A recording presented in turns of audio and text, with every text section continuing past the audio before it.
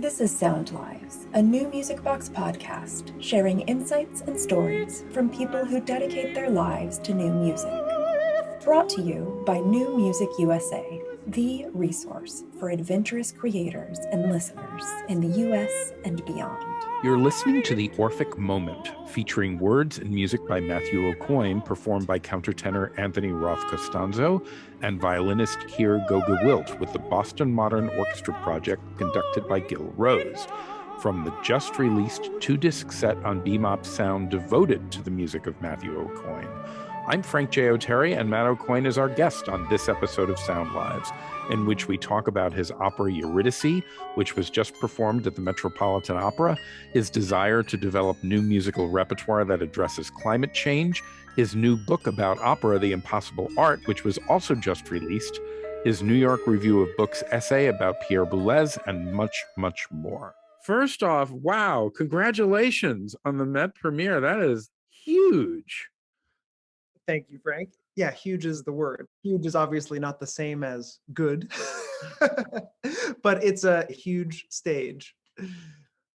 Yeah, and what's really exciting is, it's been waiting for this, for a full season, and the lights were dim for over a year because of the pandemic, and they've come back and they opened the season with a work by a living American composer, and now, lo and behold, a second work by a living American composer, 2 in one season, which is more than we've gotten in some decades. Yes, and if you count Akhenaten next spring and, Brett Dean's Hamlet, though Brett is not American as well, you've got 4 relatively recent works, which I think is unprecedented for them.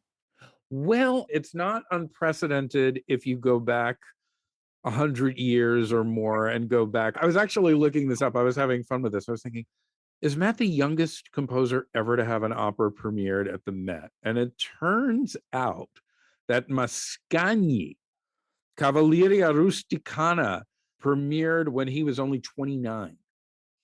And also, I'm told that Menotti had possibly a 1-act. It might have been one of his early pieces done there when he was a couple of years younger. So, hey, it's not a title I'm vying for. I think composers get better with age. So I think the youth fetish is always a little bit off the mark.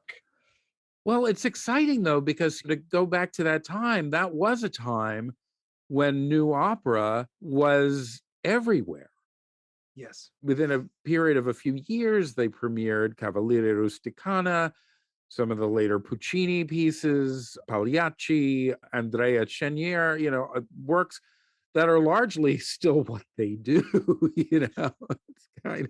It's really mysterious the way that the repertoire kind of got frozen in amber around that time. I do think of all those composers as having such a visceral connection to the previous generation, and then there comes this rupture. There comes this moment when you either engaged with what the trio in Vienna were up to or you didn't. And it's curious to me that mainstream opera in America just didn't. It almost seems like a conscious decision. Right. And of that trio in Vienna, one of them was a fabulous opera composer whose 2 operas were among the only 20th century operas done at the Met. So, yeah, very, very strange. All in all, really kind of awe-inspiring to have a work done on that stage and be alive. Just to be part of this moment, which does feel like a kind of flowering. I think history is more recursive than it is linear. The story of a lot of the 20th century in mainstream classical music was this rather linear sense of history. And now I think we've figured out that that's not the most fruitful way to think about things. And I really feel like we're in this moment where music, including operas, can sound like so many millions of things. And I mean, if you just look at this one slice of the operas that are coming to New York this season, none of the 4 really sound like each other. I don't think anyway. That to me is thrilling because it sends this signal that the art form can be so many different things. And indeed, we are living in this wonderfully pluralistic moment. Certain repertoire gets done is certain institutions because of audiences, or certain groups of musicians because of experience feel comfortable with certain kinds of stylistic idioms and maybe less comfortable with others. Maybe the fact that we're in such a pluralistic moment, you have to be so many different kinds of musician to play to really do justice to the variety of music of the 21st century. That's true. And I sometimes think it's not a fair thing to ask a single human being to do. I think about the folks in orchestras and choruses, and nobody asks the members of the Rolling Stones to like play Slavic folk music. It's like they play Rolling Stones songs.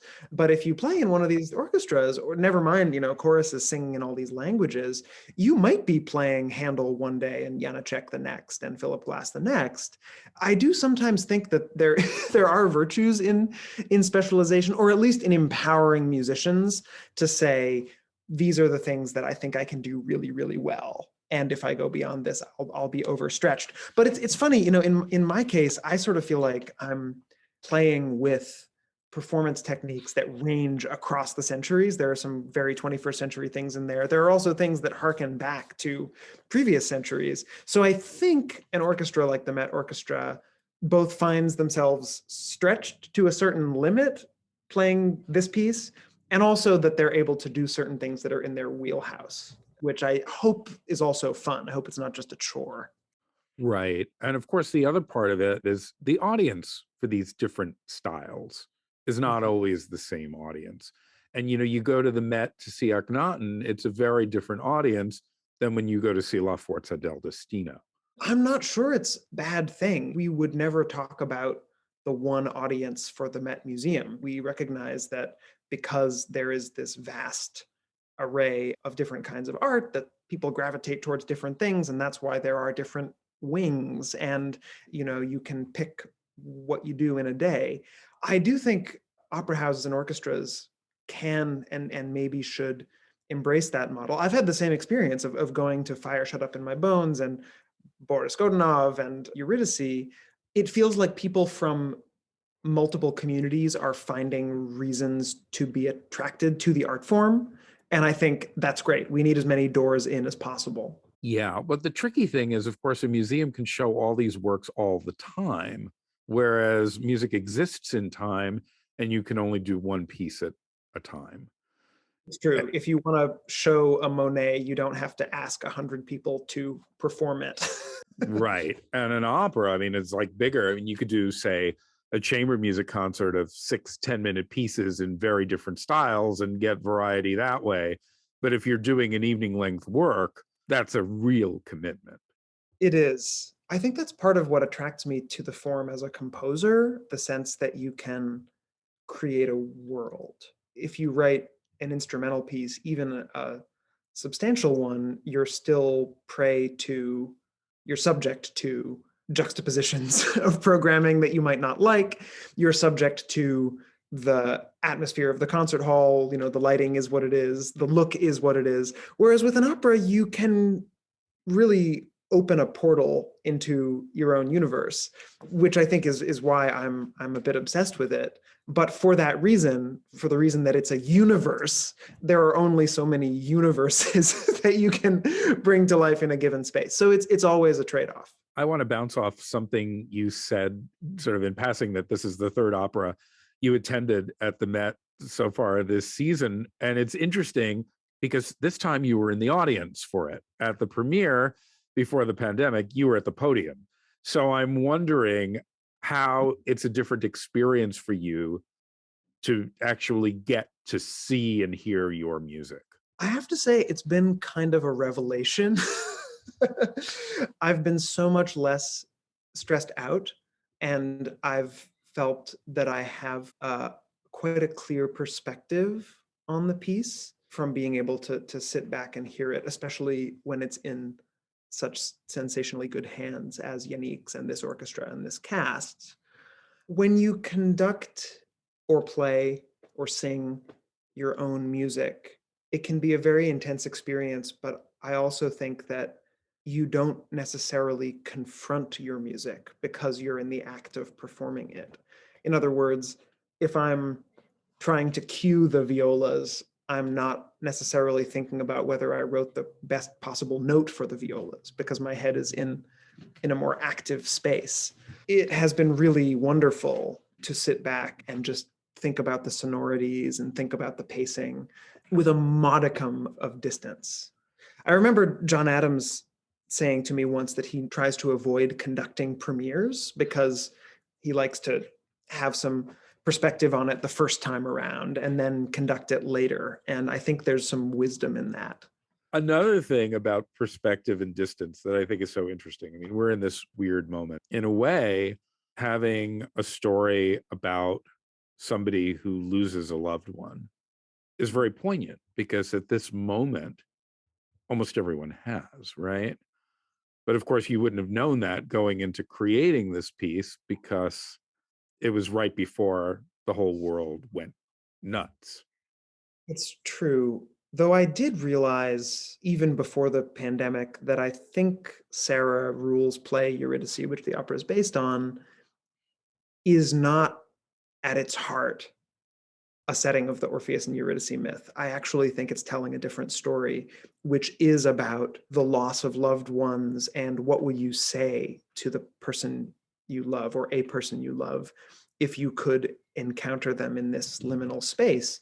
And in the case of Sarah's play and our opera, the people involved are not really Orpheus and Eurydice so much as Eurydice and her father. The center of the drama, the heart of the drama, is this long sequence where Eurydice has passed through the river of forgetfulness and becomes a kind of blank slate and encounters her father who has predeceased her, but who has somehow kept his memory. There's this long process of her learning who she is again with his help. And it's a quite slow moving, I think, sequence, at least in the play. So I had already realized that the core of the story is this encounter. And I think that became 10 times more poignant in the midst of the pandemic, because I do think a lot of us feel our experiences with loved ones were cut short. And I've come to think of this opera as hopefully a portal through which you can connect with someone you've lost, whoever it may be. We're dealing with specific characters, but there is something, I don't want to say universal because that's maybe grandiose, but I think there's something open about these characters that hopefully people can connect to. Let's listen to Eurydice singing about her loss of memory. This is soprano Erin Morley with the Metropolitan Opera Chorus and Orchestra conducted by Yannick Nézet-Séguin from Act 2 of Matthew Aucoin's opera Eurydice.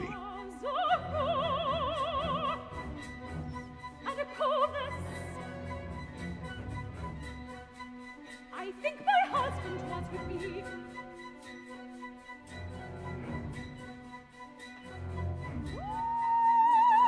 What was my husband's name? My husband's name? Do you know it?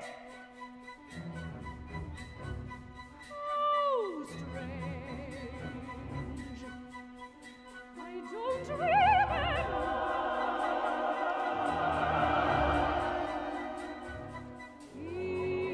It was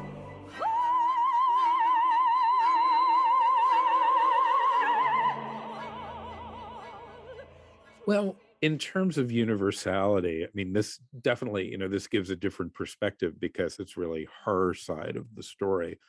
But this narrative, this idea of the wife dying and the husband trying to bring her back and not being able to, and it's like, that's kind of one of the myths that actually was at the very beginning of this genre. The earliest surviving opera is an opera called Eurydice of Jacopo Peri, and the first opera that's still in the repertoire is also this story, Monteverdi, Orfeo. And you look through opera every century, there's a Haydn Orpheus and Eurydice opera, there's a Telemann, there's the Offenbach operetta.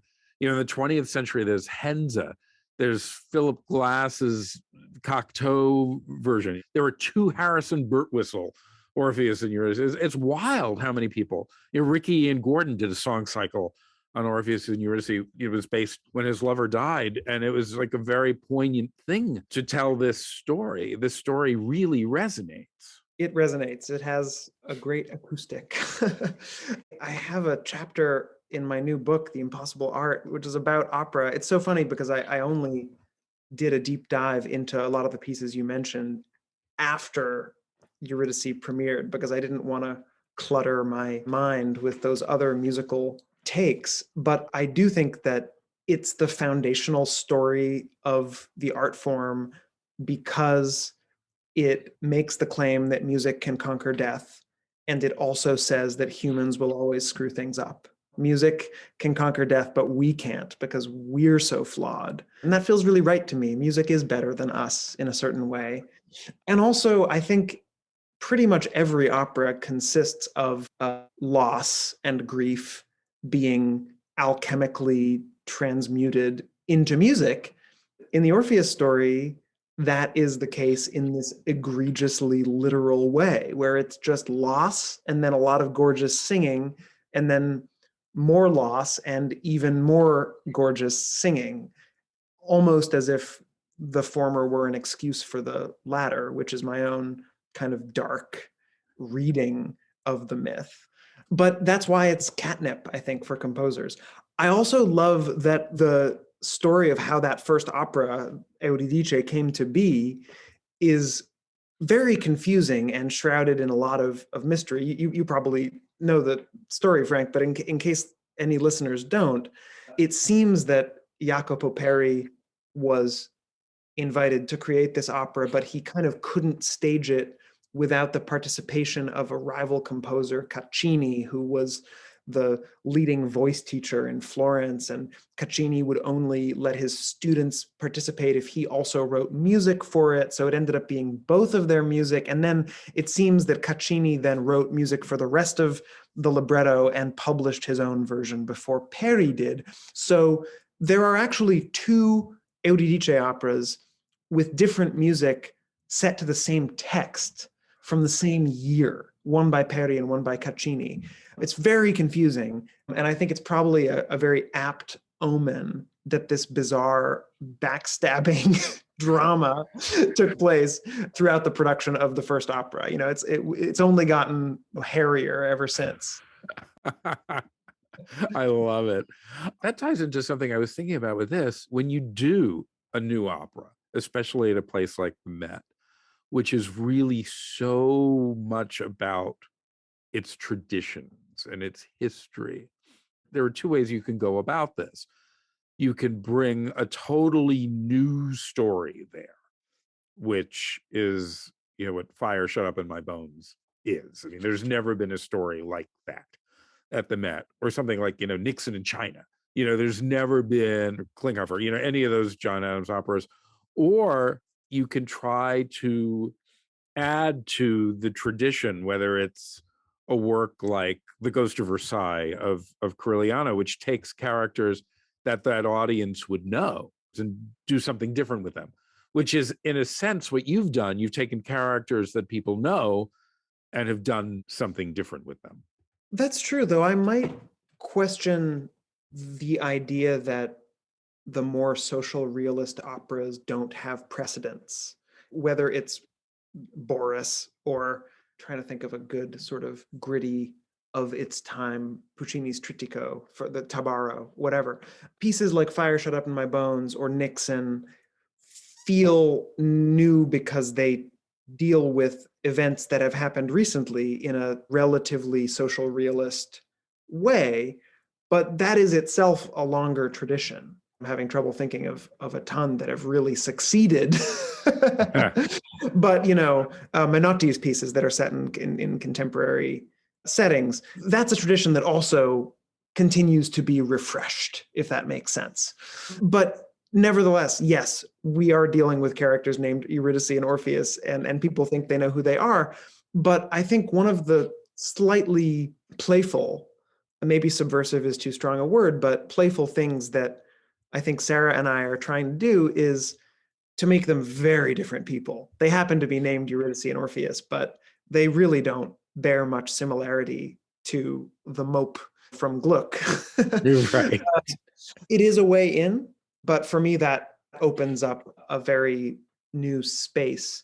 And also, I love this thing that W.H. Auden once said about how, for him, mythical stories invited more what we would today call relatability. Not my favorite word, but that when a character has an archetypal quality, then they're dealing with aspects of the psyche that we do share and that we can identify with. Whereas, as Auden put it, if you see a character who's recognizably in a contemporary setting, you immediately read their class, their status, that you immediately see them as not you. And there's a risk of less identification. And that to me is, I'm not sure I agree with it 100%, but it's a really useful provocation, because I think in our time, the tendency is to say audiences can only relate to people who look and dress like them. And I think there's something to be said for characters who might seem kind of mythical or magical or distant, embodying aspects of the psyche that can only be embodied in music.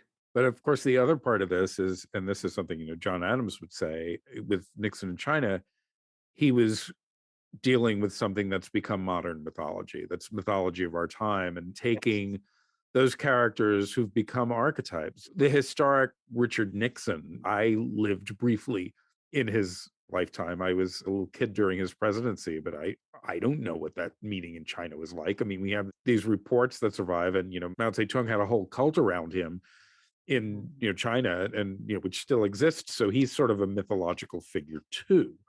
The same is true for those other operas. Akhenaten also is certainly a new character who hasn't been in opera. We had Aida, which had ancient Egyptians, but nothing this far back, and dealing with the invention of monotheism and all of that. And of course, that's further back in history than any of this stuff, yet it's newer. So what's old is new, what's new is old, and it's at some point it all kind of blurs together.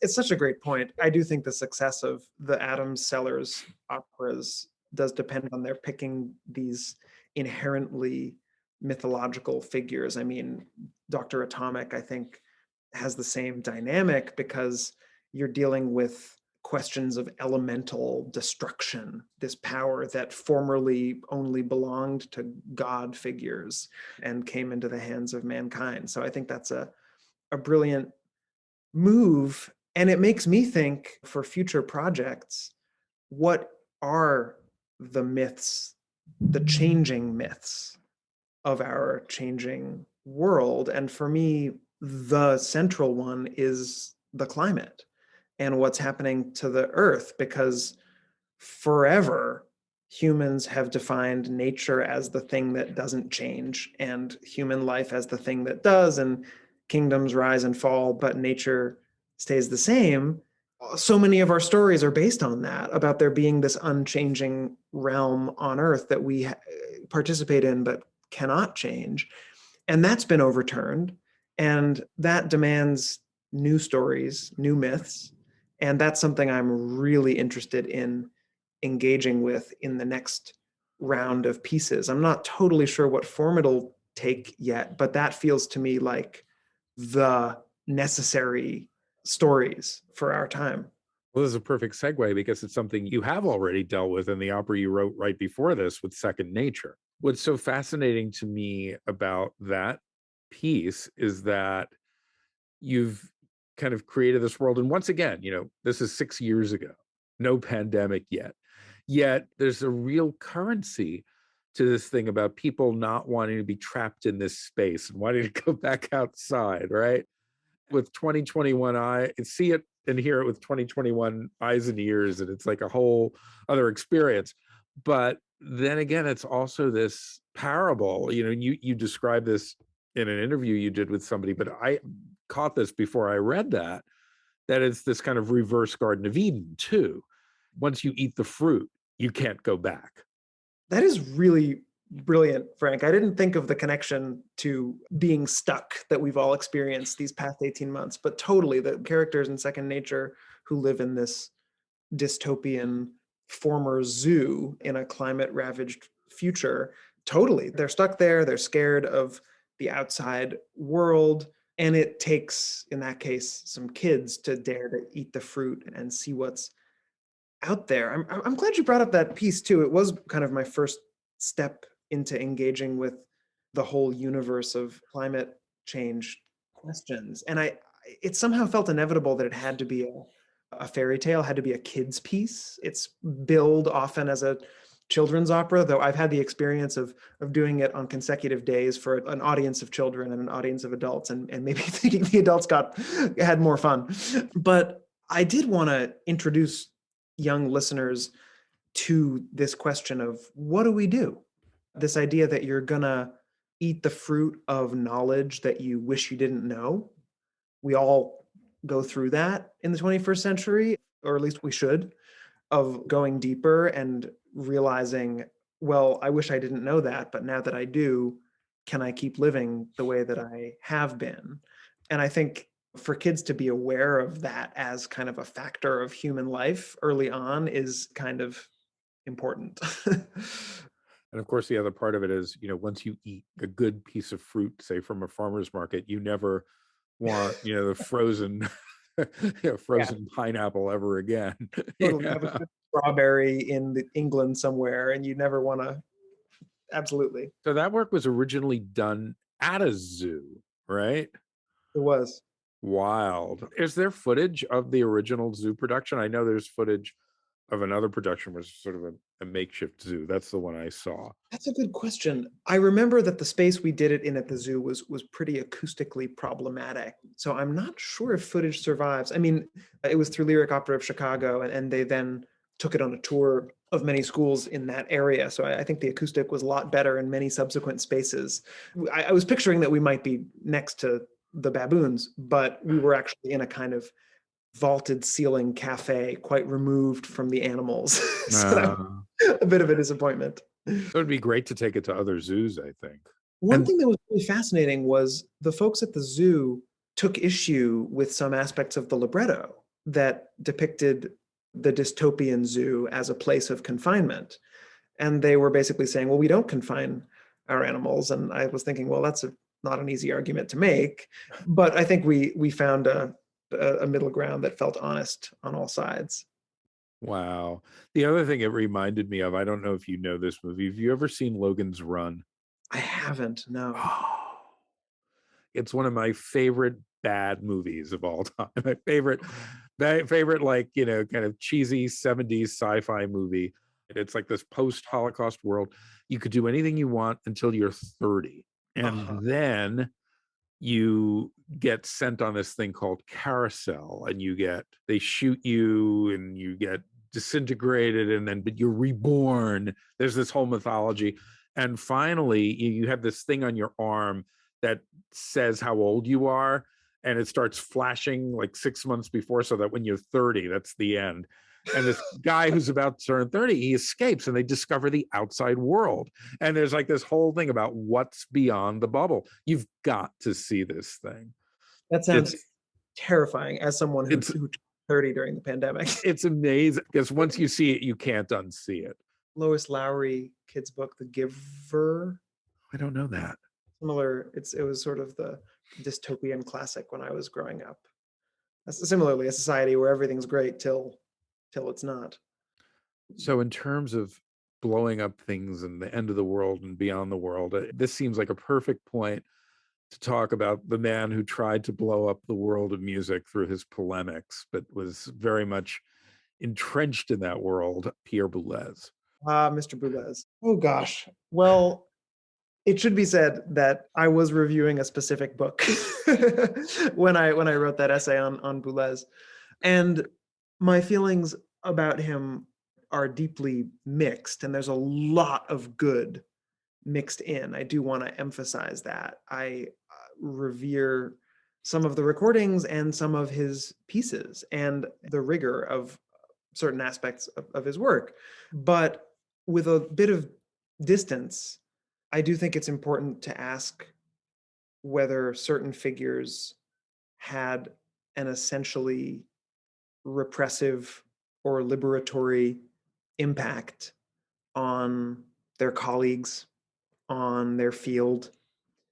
And I wonder if Boulez's legacy leans toward the repressive. And, when the New York Review of Books asked if I might write about his collected lectures, I thought, oh, this is a great opportunity to revisit Boulez and hopefully get some insight. And I found myself just shocked that in essay after essay, he is just railing against unnamed enemies and idiots and people who improvise and people who do this and people who do that. And I just remember thinking, well, this is boring. This is really boring and probably, as I said in the essay, probably merciful that he doesn't name people. But if you're not going to be specific, then really, what are you talking about?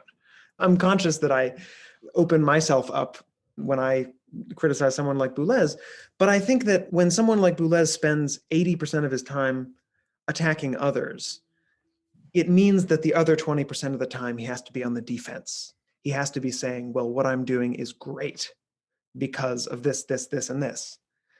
And let's just say it invites a certain kind of scrutiny when you've spent so much time attacking others. I agree with you. It's funny. I just came out of doing this giant research project on the 1952 ISCM festival in Salzburg, which was the very last time that festival ever took place in Salzburg. And Boulez, it was kind of early on in his career, and he had a performance of a piece of his there. And 3 years later, the premiere of the Marteau sans Maître, which is essentially what put him on the map worldwide as a composer, was done at an ISCM festival at Baden-Baden. And he was so incredibly ingrateful and ungenerous to everybody. I mean, that's the thing I keep coming back to, the lack of generosity. And I'll go really far. I'm going to go out on a limb here, so I'll get castigated along with you as a detractor.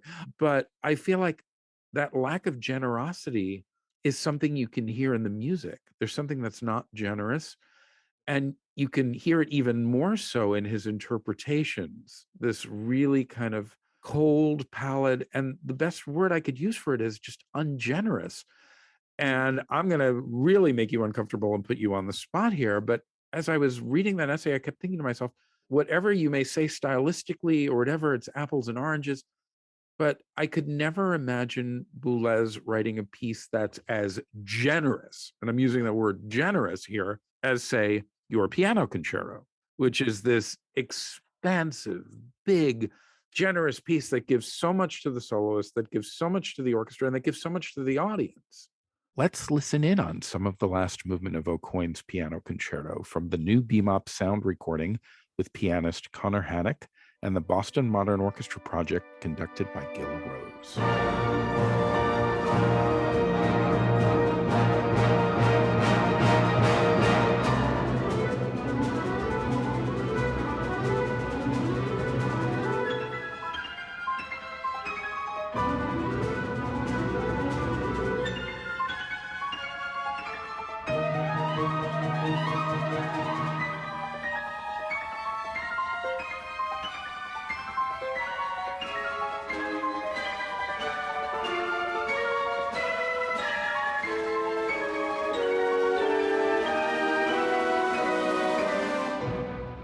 Thank you for saying that about the concerto, Frank. I do think that I tend to risk generosity, even messiness in my music, and it's scary, and I don't always succeed, but I would rather err in this direction. I will say that.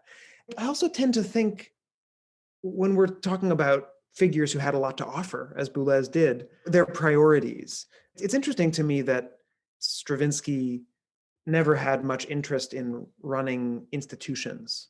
And neither did, say, Benjamin Britten. I think he was offered the directorship of Covent Garden at a certain point, and he kind of said, how would I have time to compose? Which is a perfectly reasonable thing for a composer to say.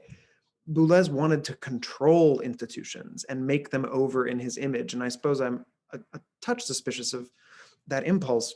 But I think the thing that's most risky, and I felt this really acutely in the book, is this sense of this is all there is. These are the parameters.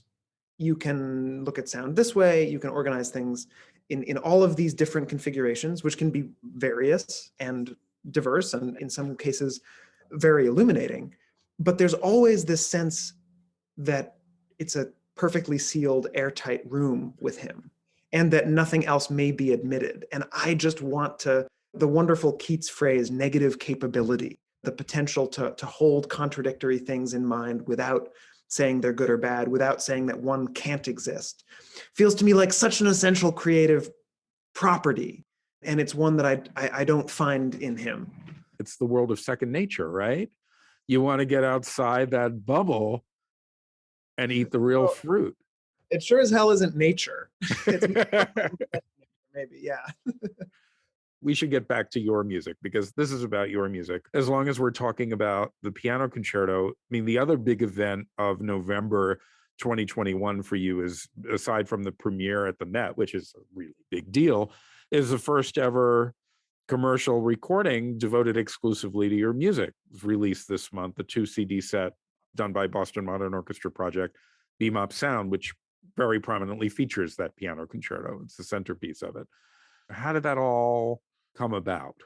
Yeah, I've been hilariously slow to release recordings of my music. I think in my early to mid 20s, I really just thought nothing was good enough yet, and I wasn't ready to commit anything to tape. But for the past, I guess, 5 years, I've been accumulating recordings in a slightly unorganized, desultory way with the ensemble that I co-founded, the American Modern Opera Company, AMOC, AMOC, which is not just an opera company, but it's really a collective of friends, of singers, instrumentalists, and dancers. Among our many activities, most of which involve staged productions, we started recording some chamber pieces.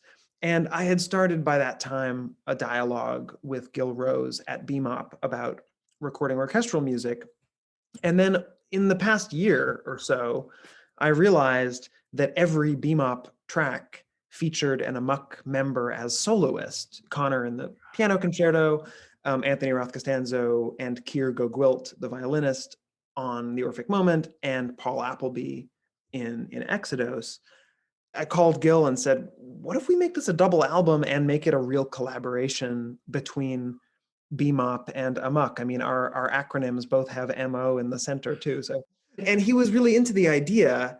And I have to say, I'm thrilled because every track features artists who are very dear to me, people that I've known for a long time. In most cases, people for whom the pieces were written, or at least they're people who've been playing those pieces for a long time by now. So it really feels like a portrait of what I was up to in my 20s, apart from the operas. And so I think it is especially well-timed with this opera. What I love about it is, just like, with opera, you're dealing with this long history. You have pieces like Duel, which are a cello and double bass duo, which that's very unusual.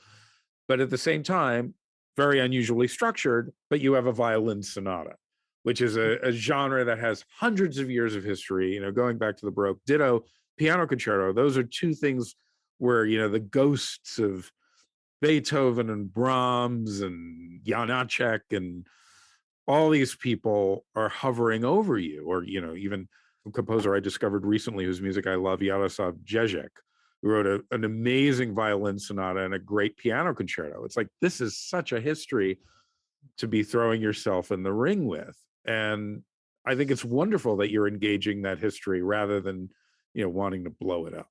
To a degree, there's always a question of, do you call it a piano concerto if it's a piano concerto? And in that case, it did feel right. I think these forms are great points of departure. As you said, this piece that is kind of a violin sonata is structured in a slightly unusual way, in that there are these two outer movements that are both kind of skittish and unstable and brief. And then there's this gigantic middle movement based on these repetitive chord structures. I mean, I sort of think of the form of that piece as being like a crater that's surrounded by a kind of rim. And the middle movement is this huge reflective crater. So it's not exactly sonata form, but it is a three-movement piece for violin and piano. I tend to think at the cellular level of what do these harmonies want to do, starting with a very small rhythmic cell or harmonic progression, something very micro when I'm writing instrumental music, and then kind of letting it expand like DNA, replicating. Gosh, I'm really not a scientist. I hope that analogy works. Um, and then the forms that they take are rarely the first thing I think about, but they usually reveal themselves fairly early in the process. Here's a bit of the middle movement of Aucoin's violin sonata, Its Own Accord, in a performance by violinist Keir Goga-Wilt with Matthew Aucoin on the piano, also from the new Bemop sound recording.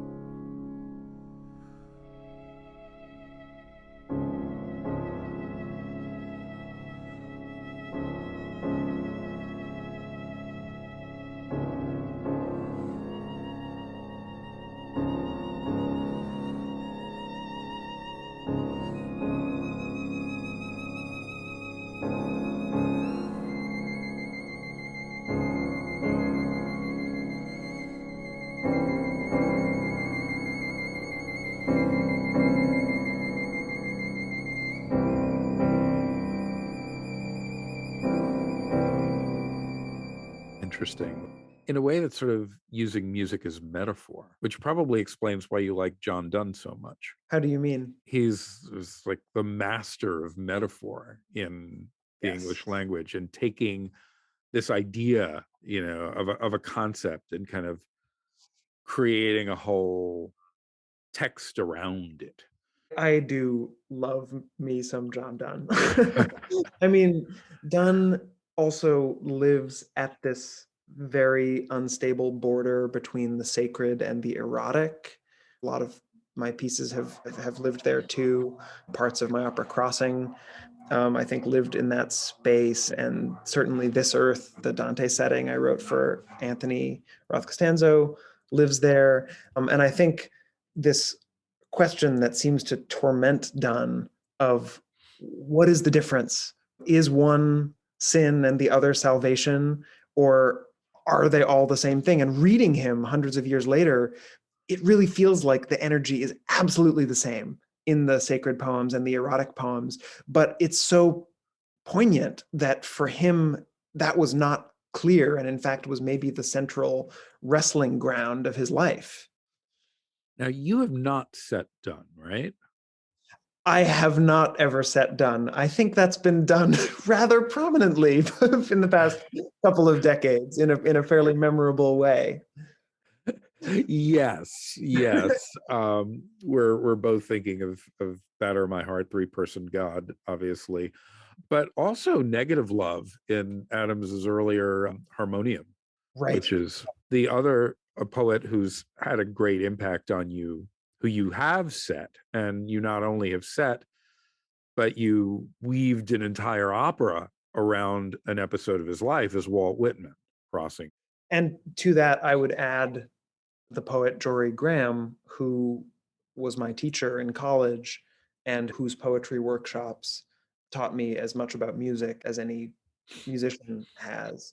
I never thought I'd be able to set Jory's work, partly because in a very Whitmanian way, her lines tend to spill over the edges of the page and to be kind of unsingably long. But I finally did engage with her work this summer. I set her poem Deepwater Trawling for the Forces of Amok, as well as the Philharmonia Baroque Orchestra in San Francisco. And that is a poem that is spoken by the voice of the bottom of the ocean floor, talking up to humanity about what is happening down there and what we have wrought. And it's one of the scariest things I've ever read. And it felt for me like an opening into this new climate mythology, where do we go from here space that I'm hoping to live in for the next few years of my life. So yeah, I would say Jory is maybe the third really essential poet whose voice has informed the way that my music behaves. Oh, and I love that you set it for a Baroque period instrument orchestra too, so that you have, these sort of lost sounds configured into now, which we throw things away and destroy our world and destroy these very Mm. fragile, precious sounds, and but they're still there if we can only listen.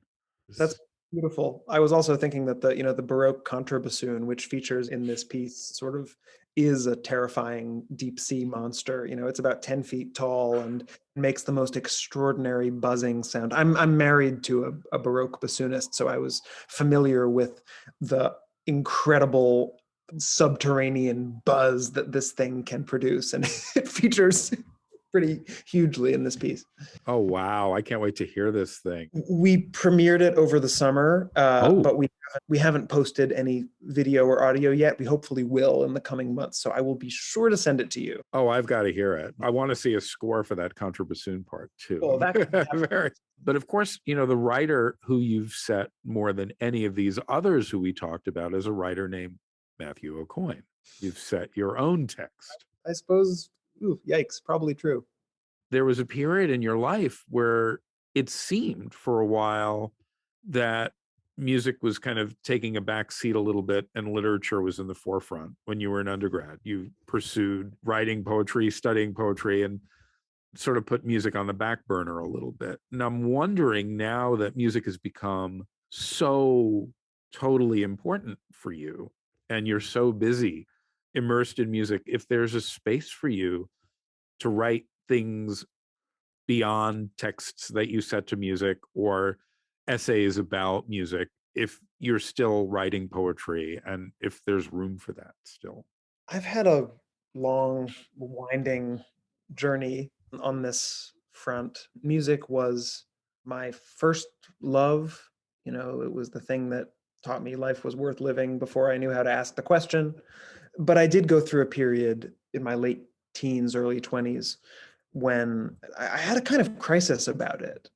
We talked earlier about how in the in the Orpheus story, music can conquer death, but humans aren't really worthy of it. I had this odd feeling. It's funny now to think of getting so hung up on it, but I got really hung up on this idea that music was too good for us, and we were better off communicating to each other in language, which is really felt to me like the human medium, and that there were things we needed to say to each other in language. So I felt for the first time in my life a little bit distant from music.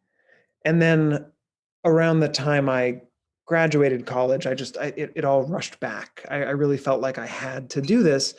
And I felt that for a few reasons. One was that I sensed that if I didn't dive in and commit myself to music, that muscle would atrophy. The musical muscle was at risk of atrophying because it does take constant practice and upkeep. Whereas somehow words, maybe it's because we all use words every day anyway, I had this instinct that maybe that muscle would not atrophy and it would be okay to leave it be for a few years and come back to it. But also, I think I had realized that when I tried writing poetry, I was really just trying to write music. The music in the words was so strong that Jory, my teacher, sort of gently told me, I think there's something that's just trying to burst out, and it probably should be music. And she was right. It kind of hurt at the time because it felt like, oh, do you not think these poems are any good? And I think she was actually saying something much deeper, which is that they wanted to burst through the containers of the words themselves and become scores. So I shifted my focus back to my original focus of composing, and I haven't ever regretted that, though I do miss writing words in various forms. And when the pandemic hit, I did see an opportunity to write this book about opera as an art form, which I did manage to finish over the past year, and which is coming out December 7th. And that was really a treat. It felt like a part of my brain that I hadn't really been using, but as I expected, it had not totally died. It was possible to wake it back up. Another poet Matthew Aucoin has set is Dante. Here is some of This Earth, a setting from Dante's Purgatorio, here sung by countertenor Anthony Roth Costanzo with Matthew Aucoin on the piano.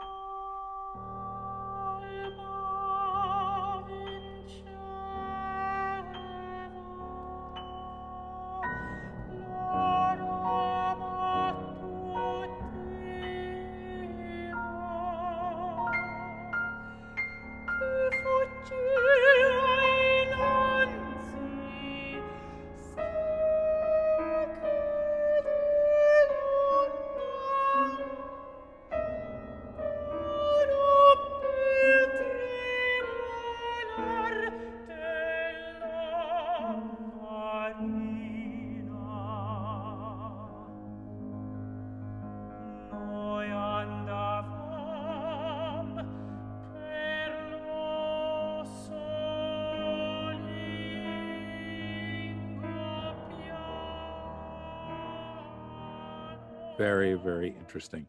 Before we end this, I do want to talk a tiny bit about Crossing, because once again, it's another one of these things where it's 6 years ago, but so pertinent to the current moment. Because here you have this scene in a hospital, Civil War hospital, and this impenetrable divide between two sides that was the American Civil War. So much so that this Confederate soldier pretends to be a Union soldier, pretends he's from Boston, and he's upset the war is over when it's declared to be over. And we're in this place now. Again, our country is so divided, and you see it with how people are responding to the pandemic. You see it in our politics. It's so distasteful. It's so extreme. It's like there's no way to kind of cut through the schism. It was funny hearing you say that, when you were younger, you thought we need to have language because, we need to communicate with each other. But music cuts through the schism. You can kind of bring somebody over to your side through music, because since it doesn't have direct syntactical meaning, you're not going to turn off because you assume you know what it's about because you recognize the words. That is so true. I mean, I do think music opens up a space for communication, even if it can't solve the problems directly. You in no way were saying this, but there is obviously the slightly risky version of it's universal, it solves all problems. But I think what you're getting at is really true, which is that it cuts through, it speaks to people directly in a way that they don't have words for. And strangely, that can actually open up a space for dialogue. If you've ever experienced music with someone that you didn't know, and then afterwards you turn to them and go, wow, what was that? And all of a sudden it's like you know them. That to me is one of the most magical experiences, because you realize that you've been in this very deep place with the person who you never exchanged words with before, and suddenly you can exchange words with them. That to me is a totally vital function of it. And you're right, I was pretty wrong about language being the medium we really needed, because clearly it has not done a heck of a lot to unite us these past few years. No. So a final question about Amok, which is about re-envisioning opera and what opera can be and could be and should be in the 21st century. Well, of course, over the course of the last 21 months, the 21st century has become yet another time period, right? We're in this other space. So what happens now? Are there lessons from this very strange time that we're in that are going to affect what you do with this company and with the art form going forward?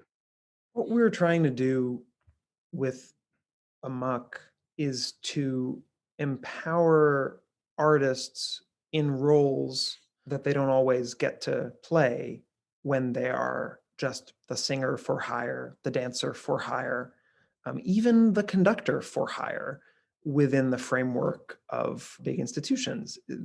It's rare unless an artist is a kind of crossover mainstream star for a singer to be able to originate projects, for them to be able to pick their colleagues and do things with the people they want to on their own terms. And what we've tried to do with Amok is to create a company where anyone can bring an idea forward. The ideas are digested collectively. People really consider, do we want to take this on as a company? There's a whole process for bringing ideas forward and a multi-stage process for considering them and welcoming feedback from everybody. It all sounds very groovy, but let me tell you, it's also very complicated. You found a family and all of a sudden there are all those family dynamics. So it's something that requires constant checking in. This is all a roundabout way of saying that it's an attempt to build a better and more agile model for an artist-centric company or collective. And I think that mission remains unchanged, even with the impact of the pandemic, because we're a very young company and we don't have a space of our own where we present things. We don't have a ton of overhead. We didn't have to make radical adjustments during the pandemic. We were basically able to very slowly, steadily keep supporting the projects that we were supporting. And I say we, Zach Winokur is currently the artistic director. I'm really just a co-founder and composer in the company. But I do think that looking ahead, that we all need to realize that no matter what we do, whether it's Kanye West or Chaya Chernovin, we're all dealing with a niche audience. We're always dealing with the community that we're dealing with. And it's not the whole world. And there's no such thing as the mainstream. There's no such thing as art that's for everybody all the time. We're all dealing with communities. And I think that's going to become clearer and clearer over the course of the 21st century. And I think a big part of what Amok is doing is we're trying to build our own community, which is open. Everybody's welcome. You can all join. But we're not trying to pretend that it's for literally everyone. And I think that is going to become clearer as the way that we experience art continues to be more, ironically, both more mediated and more listener driven. And I don't think that's entirely a bad thing. If you think of it as the building of communities, it can actually make for a better experience. And that's what Amok is trying to do. We're now in this weird place. For a year, we've had all of these like virtual concerts, virtual this, and now we're going back to live performances. But there's something we gained. Yeah, you have this niche audience, say you're in like San Antonio.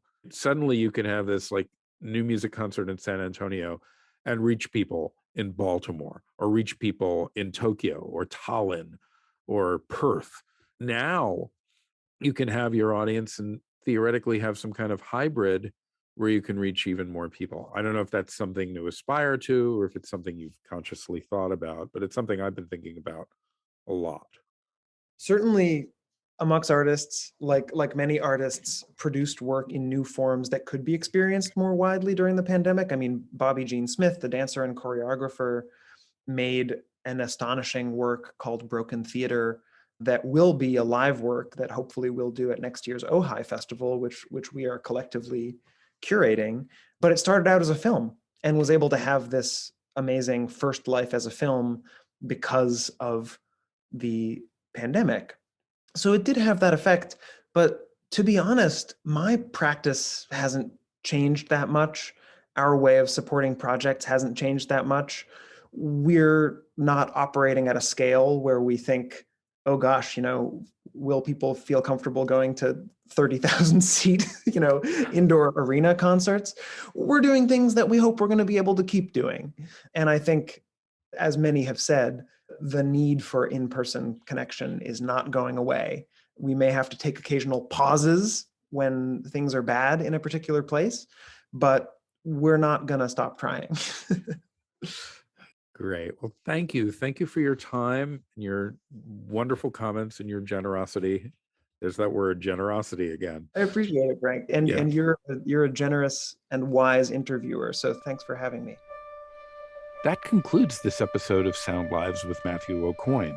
But before we sign off, let's listen to a little more of his music from the new Bebop sound recording. This is the opening of Gallop, a work which was given its premiere online in May 2021 by the American Modern Opera Company with Matthew Aucoin conducting.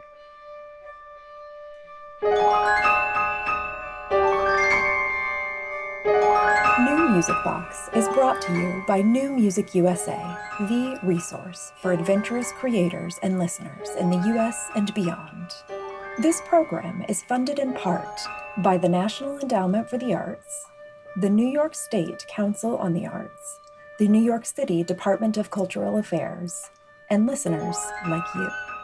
If you enjoyed today's episode, visit newmusicusa.org to explore more stories and voices from our new music community.